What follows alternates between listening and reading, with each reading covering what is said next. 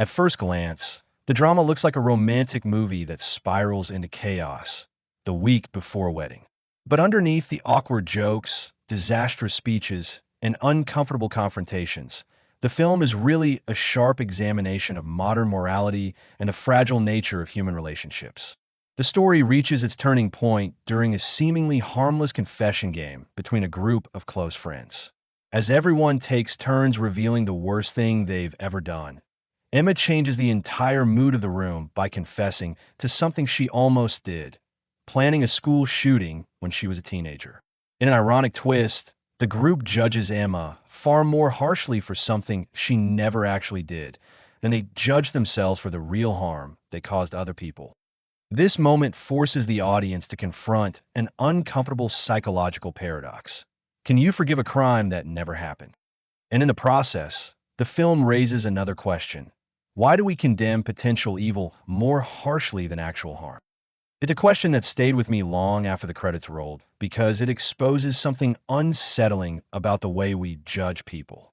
We are often quick to forgive familiar acts of cruelty, selfishness, and betrayal because they fit within our understanding of normal human behavior. But when someone reveals a dark thought or possibility that falls outside those boundaries, our empathy suddenly disappears. The film's biggest irony comes from the way the group treats real harm versus hypothetical horror. The confessions made by Emma's friends are not harmless mistakes or embarrassing memories. They're stories about people getting hurt. Rachel confesses that she locked her vulnerable neighbor inside an abandoned RV overnight. Mike admits to using an ex-girlfriend as a literal human shield against an attacking dog, while Emma's fiancé, Charlie, confesses to cyberbullying another student so ruthlessly that the victim's family was forced to relocate. Because these transgressions represent recognizable human cruelty, they fit neatly into the group's established vocabulary of acceptable human flaws. The group easily rationalizes and bypasses these actions, granting an unearned absolution because the transgressions are familiar and socially comfortable.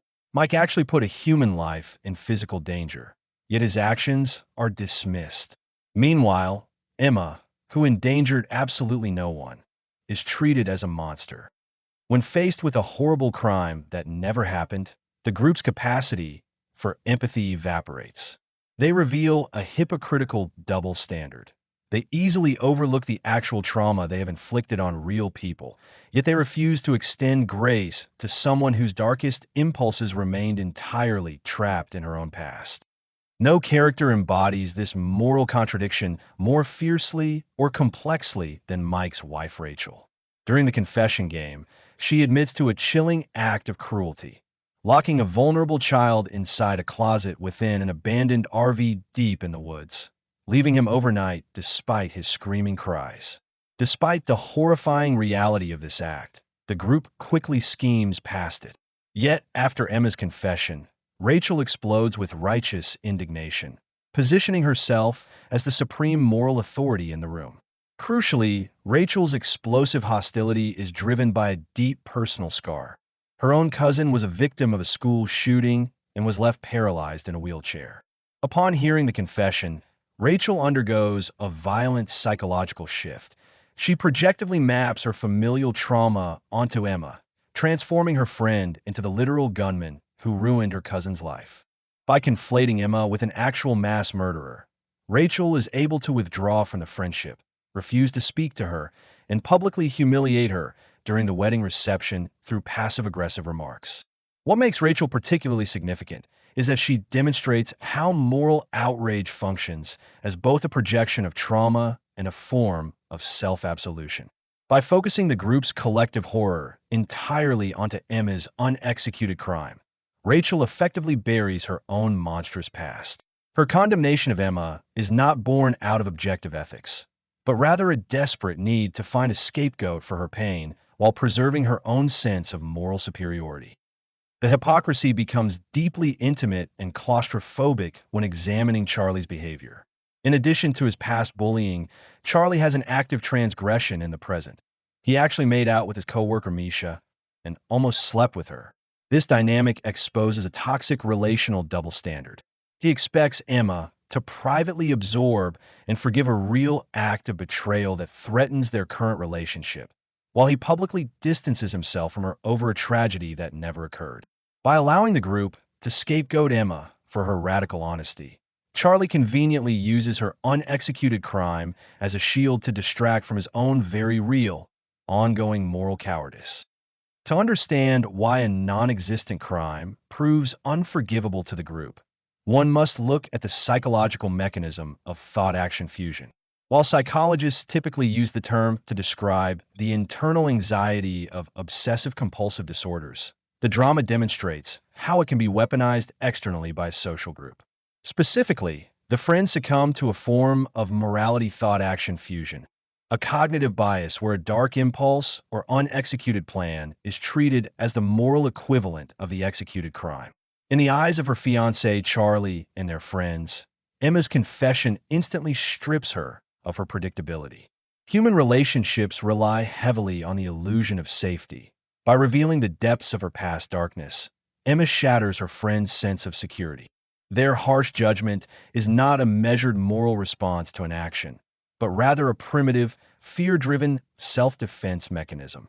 They prove unable to forgive a crime that never happened because, in their panic, they treat the unexecuted thought as an inevitable, living threat. The film demonstrates this transformation most clearly through Charlie's behavior in the week leading up to the wedding. Before Emma's confession, his writing celebrates her kindness, empathy, and compassion.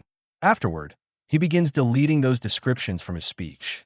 He becomes fixated on moments from their relationship that once seemed insignificant, suddenly viewing them as evidence of a darker nature.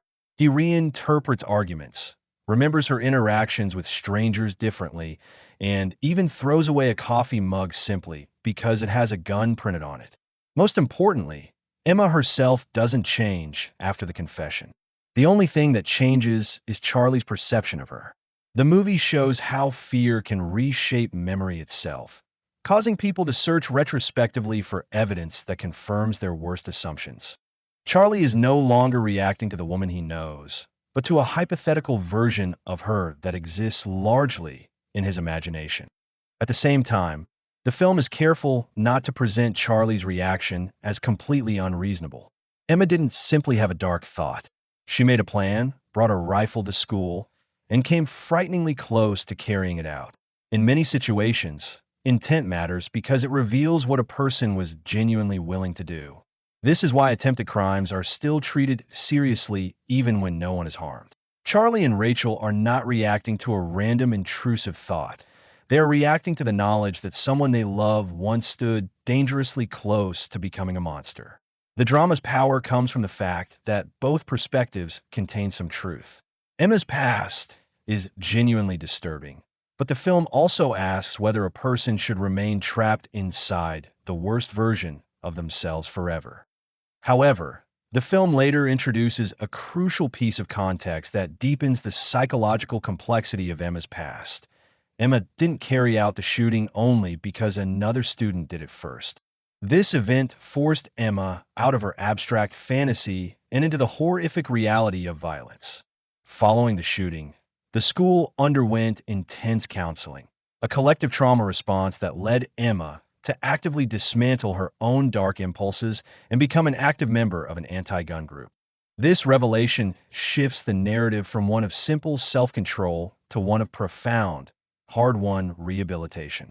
This brings to light the ultimate absurdity of the group's outrage and forces the viewer to ask a fundamental question. What is there to actually forgive? There is no victim of Emma's hands, no damage caused by her, and no crime. You cannot grant absolution for an action that does not exist. Therefore, the group is attempting to put a past thought process on trial. In a room filled with people like Rachel, Charlie, and Mike, who all lack the basic impulse control to stop themselves from committing cruel, deceitful deeds in their actual lives. Emma is arguably the only individual who has genuinely wrestled with morality in one. What separates a good person from a bad one is the presence of an internal filter, the conscience. Emma's conscience was forged in the aftermath of an actual tragedy, leading her to dedicate her life to preventing the very horror she once contemplated. Yet the group refuses to acknowledge that transformation and they punish her for being honest about it. Ultimately, the drama uses its agonizing social setup to deliver a scathing critique of modern cultural hypocrisy. When the film asks us, can you forgive a crime that never happened? It lingers as a haunting, unresolved riddle.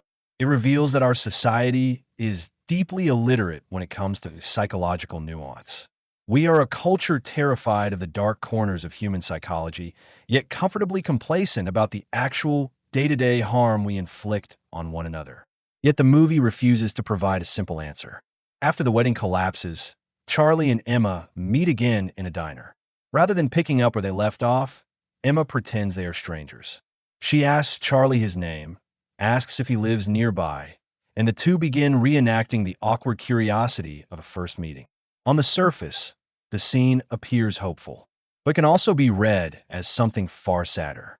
Perhaps Emma doesn't think that Charlie could truly forgive her. Throughout the film, he becomes trapped by Emma's confession, unable to reconcile the woman he loves with the teenager she once was. The relationship they built before the revelation is effectively gone. In order to move forward, they must symbolically return to the beginning and introduce themselves all over again. The implication is devastating. Once Charlie learned who Emma almost became, he could never again see her exactly as he did before.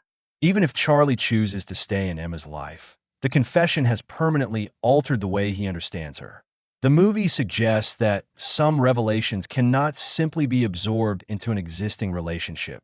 They force us to reconstruct our image of another person from the ground up. In that sense, the film's central question extends beyond forgiveness. It asks whether genuine intimacy is possible once we are confronted with the darkest possibilities of another person's past, and whether love can survive the gap between who someone is and who they once feared they might become. The end. Thanks for watching. Don't forget to like and subscribe. And until next time.